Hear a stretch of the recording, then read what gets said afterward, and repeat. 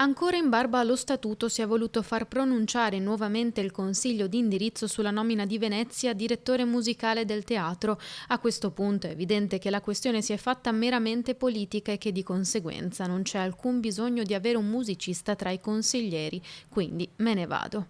Arrivano da un lungo post pubblicato sui social le parole di Alessandro Tortato, musicista e membro del consiglio di indirizzo del teatro La Fenice, dalle dimissioni in seguito alla volontà di far pronunciare lo stesso consiglio sulla nomina di Beatrice Venezzi, pronuncia che era stato detto in precedenza dal sovrintendente Colabianchi, racconta l'ormai ex consigliere, fosse avvenuta all'unanimità. Falso, ribadisce Tortato, un clima sempre più teso, una contrapposizione tra sindacati e vertici, musicisti definite pippe dalla stessa Beatrice Venezzi, appellativi che non possono esistere, da cui Tortato si dissocia.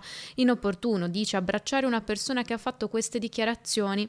Da un lato dunque la politica, le volontà dei vertici, dall'altro le maestranze che altro non vogliono, dicono che continuare a essere dirette da un maestro o una maestra che con loro abbia fatto un percorso, che tutti gli strumenti si accordino al meglio per suonare sì, tutti insieme, cosa che in questi mesi non è mai avvenuta. E così Alessandro Tortato, date le motivazioni, lascia il Consiglio della Fenice in uno dei momenti, definisce lui stesso, più difficili che il teatro ha vissuto nella sua lunga e gloriosa storia.